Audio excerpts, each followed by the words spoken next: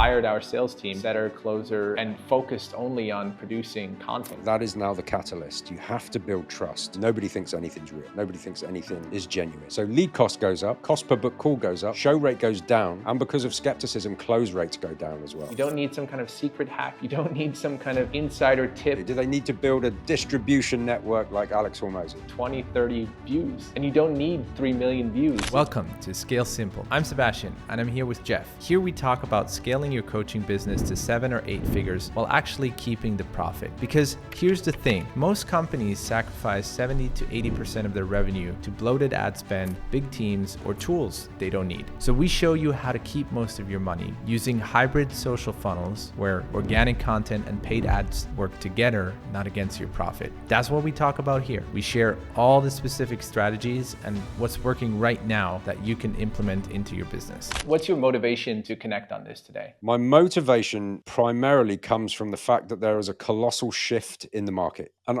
I'm not the first person to talk about this. Alex Hormozi has talked about it, and Sabri Subi has talked about it, and tons of other marketers infinitely more famous than you and I have talked about it. But there is a massive shift happening in the online education space at the moment. And I truly believe that this shift will be really, really good for some, but I think it will probably make extinct far more people than it is good for. It's like a market correction. And the market correction is coming from a level of skepticism that exists that never existed before. And it's been gradually building over a few years. And I'm convinced that that skepticism comes from people buying courses and not getting results, people buying things that looked good and turned out to be a scam, people being promised the earth and getting zero results, bad coaches, bad salespeople, huge promises, overpromised and underdelivered. And then on top of all of that, you've now got AI. So nobody thinks anything's real. Nobody thinks anything is genuine. Everybody is skeptical. And that has not existed before. It's been a gradual ramp up over a couple of years. But now in 2025, on the data recording, which is 29th of August, 2025, that skepticism is huge. And it is causing traditional funnels to falter. Plus, layering on top of that the cost of advertising going through the roof because there's never been more advertisers than before. It costs you far more to get a lead. The leads show up with decreased frequency. So, the average show rate 2 years ago was 70%. The average show rate now, August 2025, is just under 50%. So lead cost goes up, cost per book call goes up, show rate goes down, and because of skepticism, close rates go down as well, which means any coach, course creator, consultant, anybody operating digitally in the online space is finding it harder and harder and harder to make traditional funnels, things like VSL and webinars. They're finding it harder and harder and harder to make them work. That's my motivation. My motivation is that there must be a better way, and you and I both know that there is. A far simpler way than what the quote unquote gurus are still preaching. I was thinking a lot about this the other day, and I think it's almost a two-sided sword that is making it harder and harder for everyone, right? On the one side, you have AI increasing mistrust and this skepticism. And on the other hand, you have AI increasing the ability for somebody that has fuck all idea what they're doing to put out very quality landing pages, good work, which then, and really easily build stuff. So you have more people trying to do online businesses that don't know what they're doing because they're using AI or just copying competitors. These people go into the market and advertise. So ad costs go up because you have more and more advertisers. And at the same time, more and more people are getting scammed, or they just fall for people that don't know what they're doing with good advertising. So that you, if you have a proper offer and you know what you're doing, have a more and more difficult time to sell your services or your program. Yep, 100%. What else do you see? Because you and I have been in the online space for, I don't know, collectively 20 years between us. I don't know, something like that. Going back, right, I spent a long time also in a corporate career working for one of the biggest advertising agencies called Dentsu. They do work with Fortune 500 companies, from everything from advertising campaigns globally across the world and also big companies sending millions of emails a day, right? So like Marketing Cloud on Salesforce and stuff like that. And then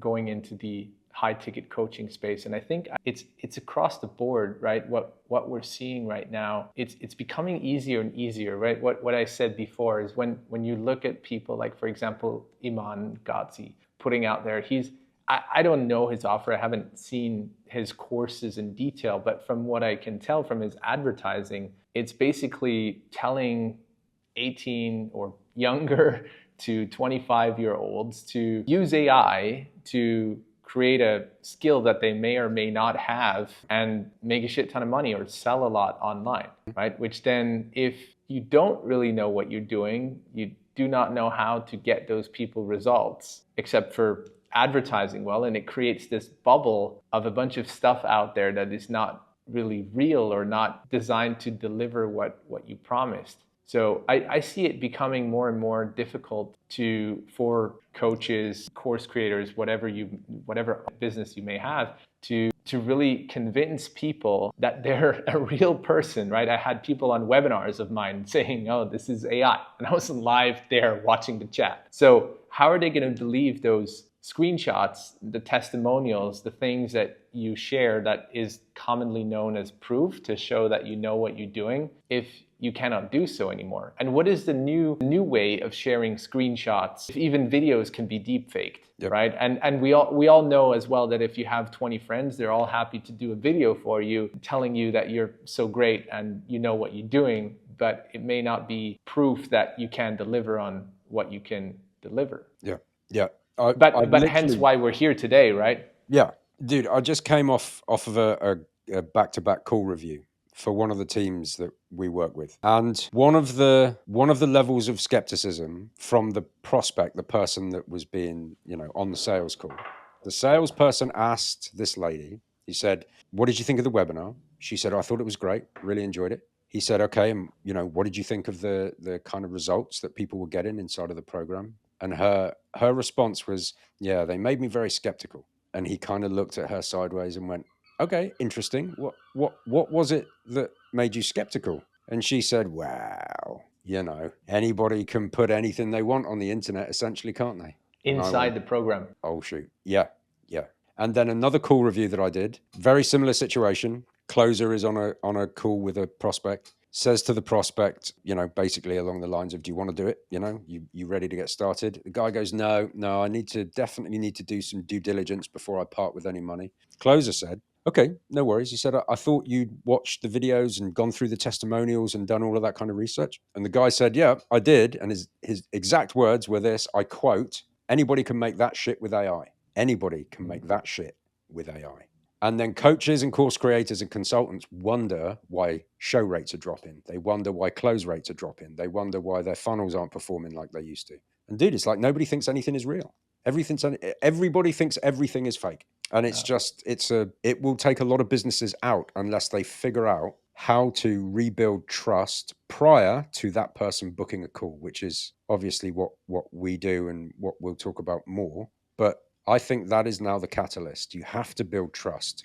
Previously, I said this on a different podcast recently, but we used to rely on sales teams to do all of the heavy lifting, right? The sales team would have to explain who we are, what we do, how we help, why we're credible, why you should trust us, how long we've been in the space, all of that kind of stuff, right? Now, I think all of that has to be done before they get on a call because they just don't believe the salespeople are telling them the truth. Yeah. 100%. But if they book a call off of the back of already understanding that, and they make the decision themselves, okay, I know who you are, what you do, how you help, why you're credible, why I should trust you. I know all of that. And now I'm choosing to book a call because I trust you. The conversation tends to go very differently.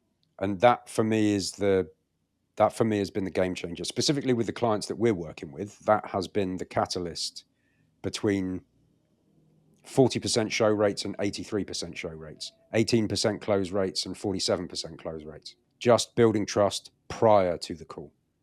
And yeah. Dude, I mean, I could get on my soapbox. Previously, people would go, well, they watch the VSL or they watch the webinar and then we send them a pre-call video and all that kind of stuff. It's like, that is okay, but it still feels to the person like that's being forced upon them. We want you to watch this video. We want you to click this ad. We want you to watch this VSL. We want you to watch the homework video. Whereas if they do that research themselves first and they do it in what feels like an organic way, obviously they are being guided, but it's more subliminal. And then they go, do you know what? I'm going to book a call with them because I really think they can help. That's a game changer. 100%.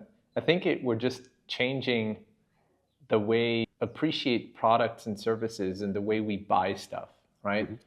And I think an interesting analogy as well is we may be talking about high ticket sales, but naturally we also use SaaS products, right? Software as a service within our ecosystem as tools that we use. And if I look at my own buying behavior when it comes to SaaS products, it's really interesting to notice the switch, right?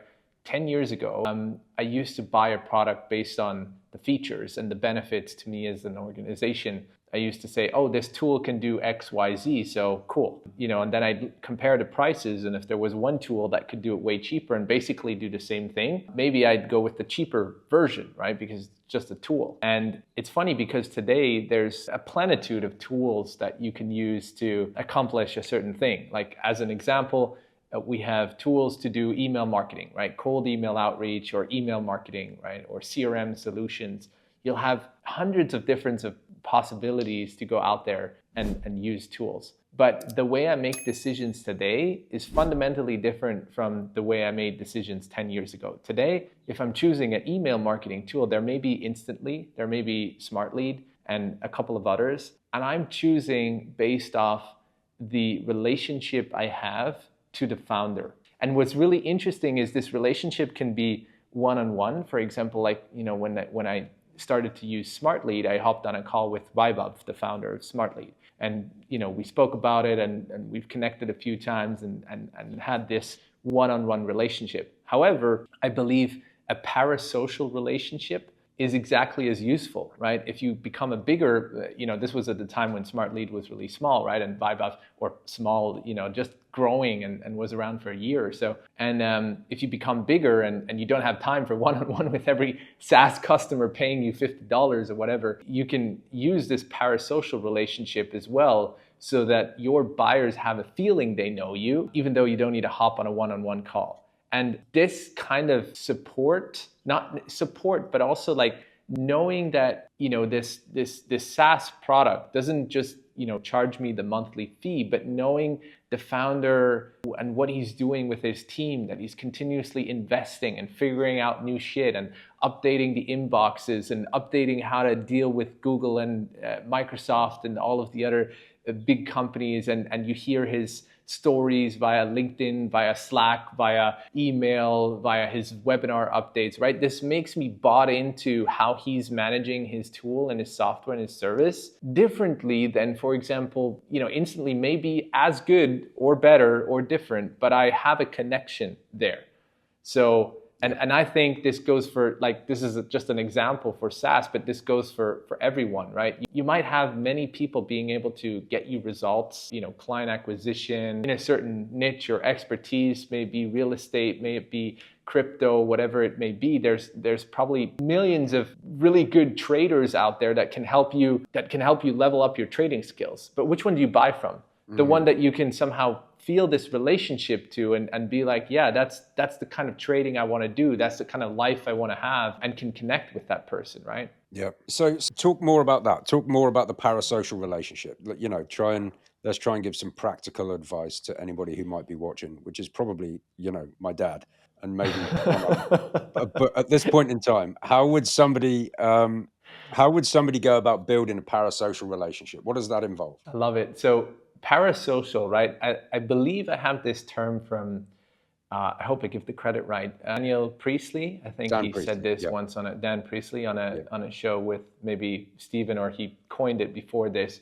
Basically, parasocial meaning that there's a one-sided connection. So as I mentioned before, you as a founder or business owner do not need to connect one-on-one with every single person that signs up once you scale your offer. However, as you do share behind the scenes content, you share content where you share your values, you share content that you update people about your life, your lifestyle, how you run your business, how you run your team, and all of these other things. The person on the other end, let's say your prospect or your customer consuming this content, will feel like they know you as a friend, right? They feel like they're part of your business or part of your team or part of how you do things just because of the way you put out that content. And this parasocial relationship will then enable your customers to know, like, and trust you without ever hopping on a one-on-one call with you.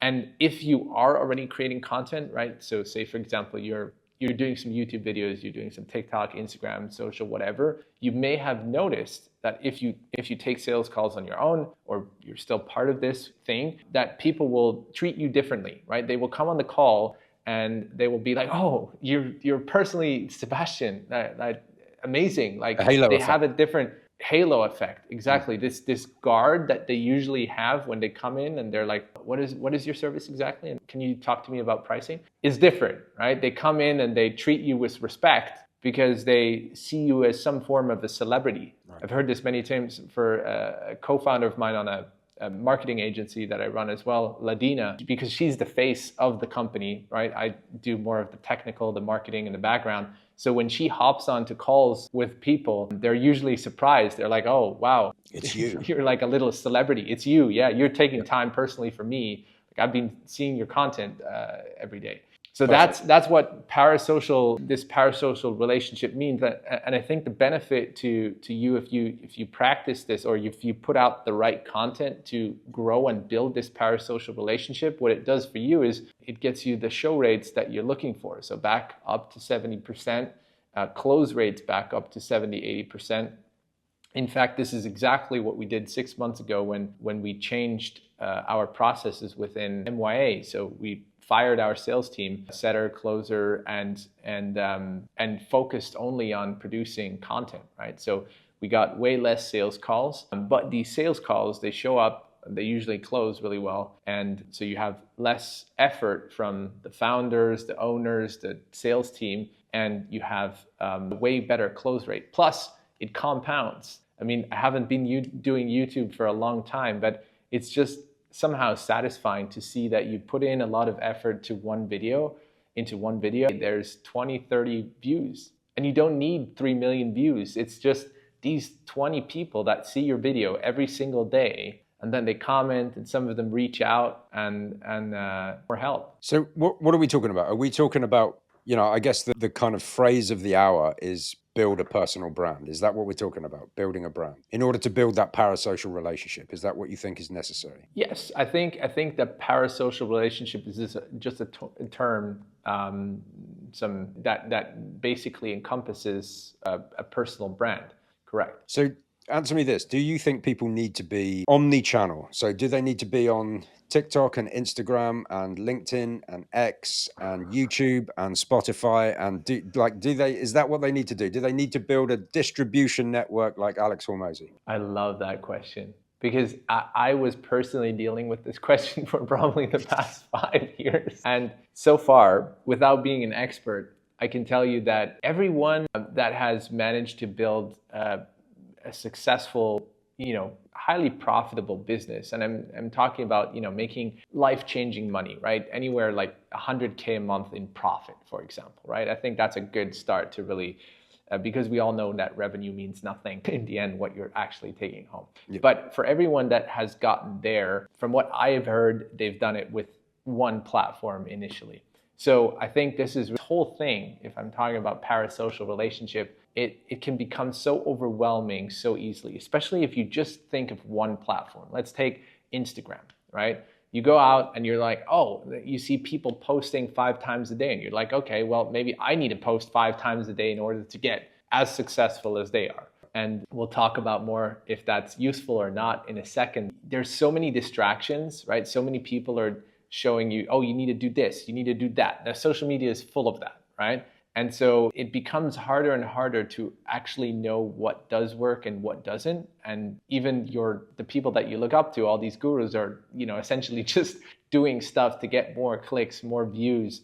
And it's not necessarily the secret sauce that you're looking for. So what we teach, for example, in our marketing agency for architects, home builders specifically, and service-based businesses, is really just because these people are busy with projects, busy running a business. You need to understand you're not a content creator. You're running a business. You're not trying to become a content creator, right? This is what we tell them. So you don't want to be posting 20 times a day. You don't need 1 million views. All you need is to be consistent with something you can keep up with. If that means once a month, by all means, post once a month. If that means once a week, then post once a week and stick to it. Choose one platform, one format that fits you. If you feel comfortable on video, do video. If you don't feel comfortable on video, take a picture and post a carousel. Works exactly as well, right? So choose a format, a platform, and a timeline. These are the three things that you need, and that's everything you need. You don't need anything else. You don't need some kind of secret hack. You don't need some kind of insider tip. Surely I do need a secret hack. I saw that in a headline.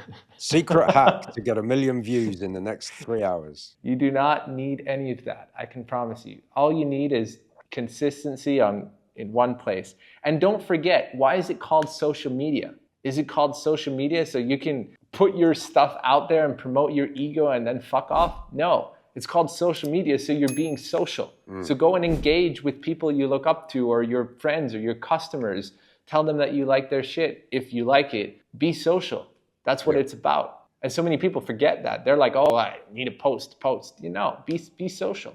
And we all know you're on your phone an hour a day anyway. So like, why are you just lurking? Dude, use that time. I don't know, maybe 2. I have to turn my screen time reminders off because I got so scared about how much time I was spending. See, there you go. So you got to use that time to make it productive and make it work for your business. Like if you're scrolling, then go and comment and like and share this stuff so that this builds up your profile too. I'll tell you where, and this is kind of a client bugbear, not a bugbear of mine. It's a bugbear for them. They don't know what to post. They're like, what do I post? So what I've started doing is taking them through a format, and obviously you and I have worked on GPTs to help, create content calendars and stuff like that for the people that we work with. But I say you've essentially got 3 types of posts that you need to be making. One is what I call eyeball posts, right? It's relatively generic content, not too niche, not too specialized, but it is literally there to get eyeballs and followers and just more attention, essentially. Correct. Think about it as top of funnel, Yep. And then the next one down from that is the types of posts that is designed to turn followers into fans. And that's more specifics. Maybe you go a little bit deeper on a specific topic, or you teach your unique take on something more specific that only that audience that you deal with will understand. So then that turns followers into fans. And then the third piece is sales related content, which is designed to turn fans into clients. And that's things like testimonials and case studies and all of that kind of stuff. And I think once people can see that vision, okay, it's 3 types of content. Can you post on, and again, to your point, I 100% agree. Choose the medium that you're comfortable with. Like if you're not comfortable on camera, don't be on camera. Do a carousel, do a picture, do LinkedIn, do X, whatever, do, something written. If you're super comfortable on camera, okay, great. TikTok is good, Instagram's good, YouTube's good, all of this kind of stuff. But once you can build them a content platform, you say, right, 3 times a week, 1 piece of content is going to be follower, 1 piece of content is going to be conversion, 1 piece of content is going to be sale. That's it. 3 times a week. Can you do that? If we show you a GPT that will build your content calendar and will feed you the topics, can you make a video on that topic? And they're like, God, yeah, that sounds great. So I think people lack a strategy. They lack a system. And I think that's where a lot of people get blind spots. And I've been super guilty of that. Just kind of sitting in front of a blank Google Doc going, what do I write? I could talk about 1,000 things. What do I talk about? But once you can give people the strategy and you can give them here's your content plan. Monday is this piece of content. Tuesday, Wednesday is that piece of content. Friday is that piece of content. Can you talk about those 3? They're like, yeah, easy. Okay, great. Go and make them. Get them edited or do it yourself or whatever, and then post them.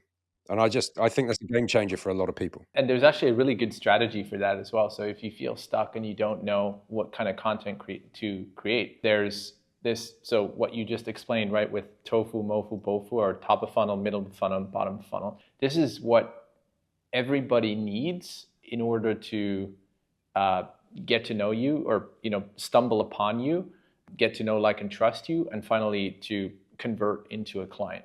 Right. So, and you can think about it differently as well. So the tofu part is basically the part where that hooks you, right? So this has potential to go viral or reach a lot of people that potentially see you and be like, oh, this is interesting, right? And they click or they view or whatever. This, in the advertising world, we'd call this awareness ads, right? The second part, what we have here, is the middle of funnel, which you could also call, understanding what you do and how you do it. right? So, or like objections that people have. Well, why does this work so well for you? Why can you get your clients such amazing results? And the third part of it is actually showing results. So a really easy way to do this is just go back to one of those sales calls that you have, right?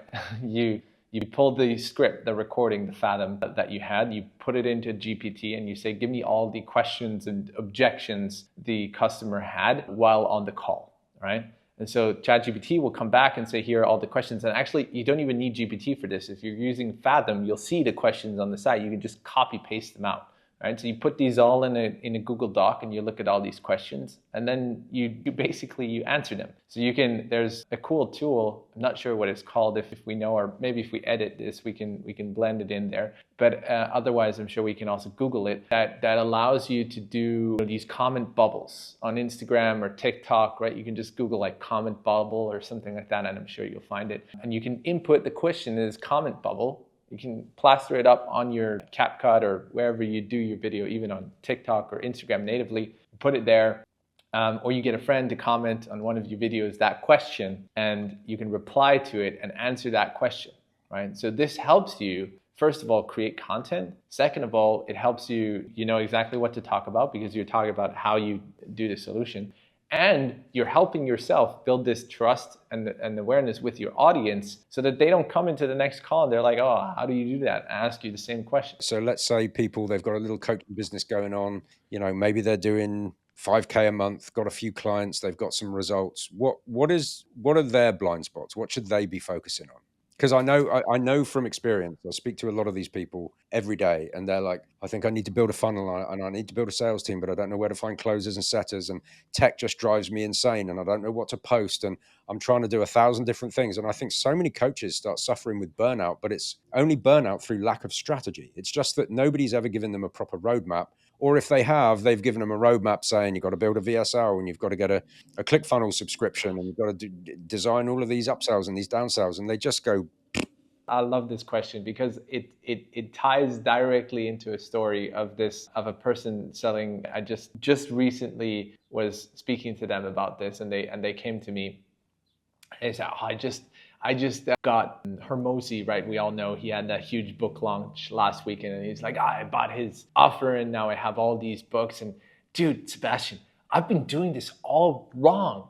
Like I don't have all these upsells and downsells and I don't even have another product and now I need more products and all of this. And I was just looking at him and I was like, it's so frustrating for me because out there you have a guru that I want to say I used to admire. I'm not sure how I feel about him right now. Controversial take.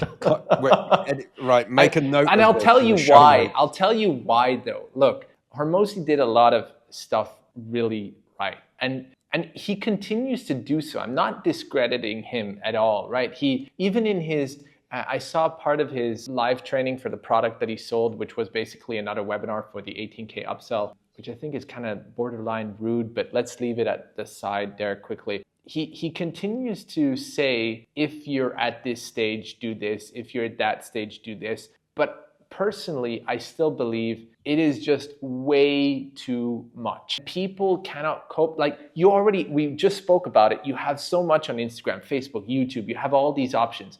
Why should you even spend money on a coach or program? Like, for example, right, you probably know we also have an offer, right, called the hybrid social funnel, where we help you implement exactly what we talk about, right? But why should you work with us as opposed to doing everything for free on Instagram or YouTube? Because we do talk about it. Everything we do, we talk about it. You can just go to YouTube, you can figure it out probably on your own. The difference between working with somebody who knows exactly what they're doing is in many times they don't give you more information. All of the information is already out there. You can find all of that information, but they'll tell you exactly what not to do, right? Because many times when you're starting out, so to your point, with somebody who's at 5K or 10K a month, your only goal is to get that offer, that one offer in one channel, to get more people to know you exist and to get more people onto that one offer. You don't need any upsells. You don't need any low tickets, side tickets, this ticket, that ticket. You don't need anything except for getting more people onto that one offer and increasing the revenue on that one product. There are people out there making multiple $100,000 on one single offer. Why do you need 5 offers to get to where you want to be? And I feel that is the most that's the most difficult challenge in today's world. It's not having more information, proprietary information, secret information, whatever. It's more about knowing what not to do in order to take your business to the next level where you want to be. I don't know. You tell me what your take is on that, but that's at least for me. Mate, I agree with you 100%. I think there's the reason people are overwhelmed is because there's so much information. And I think the bottom line is a lot of the information could work. Now, I'm firmly of the opinion that things like VSLs and webinars are starting to wane in their effectiveness. And it's like, that's the worst thing you can do if you're a newer coach, 5, 10K a month. And you think, right, how do I scale? Okay, all the gurus say I need a VSL funnel. Dude, you don't.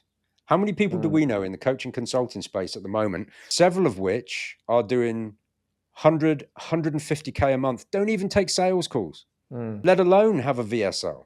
No VSL, no complicated funnel, no sales calls, 150K a month with 90% profit margins. And I know what everybody thinks when I say that. They call bullshit as soon as I say 100K a month, 90% profit margin. Now we could put a Stripe screenshot up here that you would call bullshit too, because it could be AI or fake or whatever. Exactly. So we won't even bother doing that. But it is 100% possible if you have the right structure in the business, if you have the right content plan, if you have the correct marketing that hits the correct audience, and you build enough know, like, and trust with that audience so that you don't even need to get them on a sales call for them to purchase your high ticket offer. Now, there's obviously a lot of strategy that goes into that. Things like delayed access, so not having it evergreen, you open access, once a month or something like that. So it builds desire. And, there's a lot of little nuance that goes into creating that system. But I had a conversation with a coach just the other day, relatively well-known coach in the space, doing about 350K a month. So not too shabby, but working 70 hours a week, absolutely fried, burning out, tearing his hair out because of trying to manage I'm trying to manage marketing and produce content and manage the sales team, and the setters keep quitting, and my best closer quit. Now I've got to recruit, and now I've also focused on operations and fulfillment, and the guy's just absolutely going psychotic. And I said, well, what's your profit margin? And he went, it was about 10%. 10%. I said, would you rather have a business doing 300 grand a month at 10%, or would you rather have a business doing 100 grand a month at 90% with none of the stress? And he went, oh, no brainer. I said, then you just built the wrong model. You've built a business that sole focus is revenue. You haven't built a business whose sole focus is lifestyle. And so I think that's the biggest thing that we teach people. Yes, revenue's involved. Yes, scale is involved. Yes, content's involved. Yes, advertising is involved, but it's about no complicated funnels and building a business around the lifestyle that you want to have. And for most coaches and consultants, they don't get into business because they want to be a CEO or an executive manager of any kind. They're like, dude, I just wanted to build a coaching business because I wanted some form of time, money, and location freedom. And so many of those coaches end up building a business that is based on revenue and find out that they definitely don't have the time. They barely have the money. And sure, they might have location, but they can't take a holiday and just tune out for a bit because their business implodes if they do. And so for a lot of these people, I think it's about how do you restructure what you do to give you what you wanted in the first place, which was time, money, and location freedom. 100%. Where should we end it? On that bombshell. And I probably can't use that. That's a very famous line from a very popular driving show in the UK. So I probably won't use that, but No, but I think, 100%. I was just thinking about that. But so let's talk a little bit about ads. We all know ad costs are going up. People don't trust anymore. Fake leads have always been a thing, but I think it's becoming more of a thing right now. What strategy do you see working in 2025? Because we all know that organic can only get you so far. What about paid? Yeah.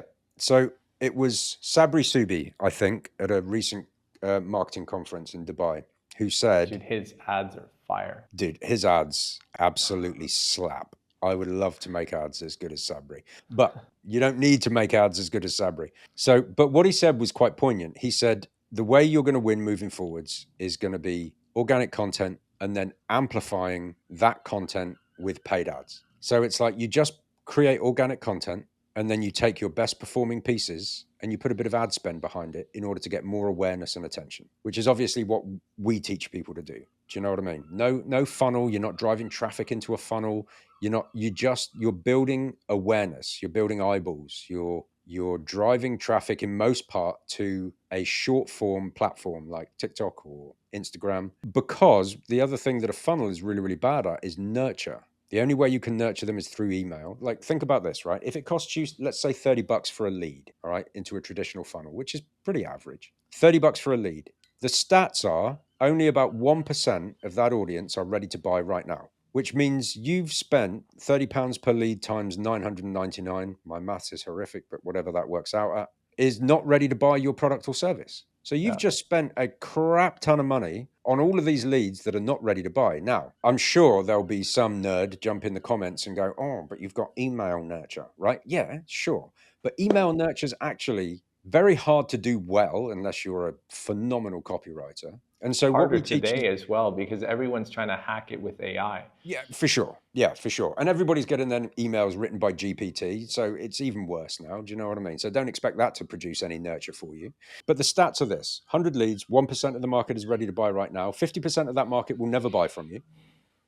Like, that's just statistically the way it is. 50% will come into your funnel, but will never buy anything, which leaves 49% that could buy, but maybe it's tomorrow, maybe it's next week, maybe it's next month, maybe it's next year for some of them, right? So the question is, how do we nurture that 49% so that when the time is right for them, we're top of mind, we're the people that they contact, and they are the ones that raise their hand and say, hey, I'm ready.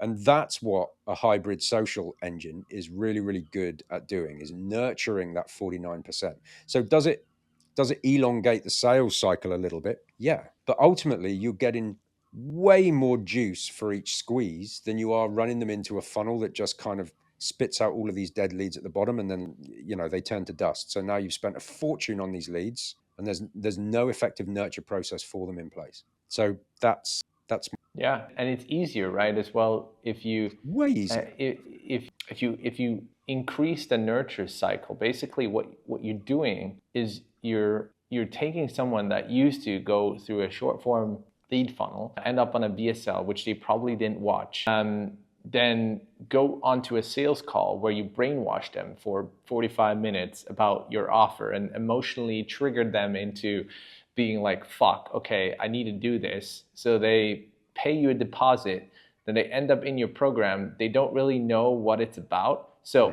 they ask a bunch of questions they don't need to ask. They harass your customer success manager, support team, or maybe you as a founder.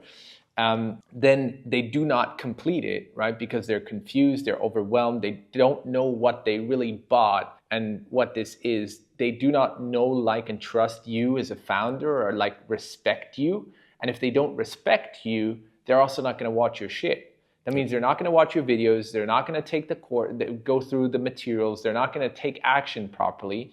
That means it's going to be a lot of friction for your team to deliver that, which means you're not going to get them results. They're going to be even more frustrated, and they're going to come back to you. They're not going to pay. They're going to do, in the worst case, maybe a chargeback, refund request, and they're going to go complain and leave you bad reviews, right? Yep. However, if you elongate that cycle and you say, well, now instead of doing this within one day or whatever, getting the people through this short form VSL funnel as fast as possible, you get them to come onto your Instagram, where you did what I told you guys before, to answer all these questions that you had in previous sales calls. Watch these questions, they see your testimonials, they build this trust over time, they build respect for you because they appreciate the value that you share. This completely changes the game for when they say, hey, let's do this, because they have a fundamentally different understanding of your offer and your expertise and how it works, and they have all their objections and questions answered, which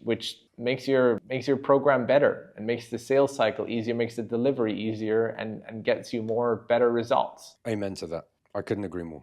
So what's the message? If you're a newer coach, 5-10K a month, you want to scale, you want to build, but you're drowning in complexity and lack of direction, and you think you need to build a sales team and you think you need to build a VSL, what's the message to those people? Because I'm sure there's a bunch of them. That's really good. So, number one, don't look left and right what everybody else is doing. You have no idea where they have come from, what works for them. Heck, you might see a VSL funnel with somebody running 20 ads to it in the ads library, and he could be wildly unprofitable, right? Yep. You don't, unless you have access to the ads manager and like to the bookkeeping software. I would refrain from just copying anyone out there because you don't know if it's working. Continue doing what you're doing. You're making 5 or 10K a month. Don't just decide this is not working and want to switch offers or switch industries or go back to a 9 to 5. Stick to it. Continue doing what you're doing. In fact, double down. Choose one platform to talk about what you do. And it doesn't matter which one. I can assure you, it may be a little bit, you need to understand where your audience is. Like if you're selling cybersecurity B2B software, maybe these people won't be on Instagram. Maybe you need to try LinkedIn, right? But apart from that, with a little bit of common sense, you can choose whichever platform you want, right? If you're better and good on LinkedIn, use LinkedIn. If you're better and good on Instagram, use Instagram. If you want to try TikTok because you have a younger audience, go to TikTok. It doesn't matter. Pick one of them and produce those 3 pieces of content that you mentioned earlier. Number 1 is attention content.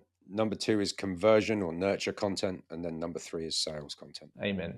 So you produce these 3 pieces of content on a weekly basis if you can. And when you're ready, you can pick the best performing pieces of content and amplify those by using paid ads. In its simplest form, you boost a post. There's a couple of nuances to this that we can't go into on this conversation, but there'll probably be more videos about it. But basically, make sure that you have an audience on Instagram already that knows who you are, so that Instagram and the algorithm can pick that up and find more people like this. And if that's not the case, you may have to go over the ad manager and target these people specifically so that you can also give Facebook and Instagram an idea of who they need to look for and who your ideal client may be. Why don't we do that on the next one? We'll go into some of the nuances and details of how to apply the ads, because a lot of people, they're like, oh my God, I don't understand the ads manager and I don't know how to create campaigns. And they probably need to realize that it's way simpler than they're making it. Next podcast, we'll give a bit of a breakdown for these people on the simplest way to amplify organic content with paid strategies. Let's do that. Let's share a screen, break it down, run up an ad. In fact, I'm launching another one. We should just show them exactly how it's done and launch it there. I love that. So if you tune in next week, you'll get a blow-by-blow description of exactly how to boost your best performing organic content to get more clients. And I'm sure we'll discuss other stuff as well. Sebastian, it's always a pleasure, mate. Always a pleasure. We'll see you guys on the next one. Everybody else next week.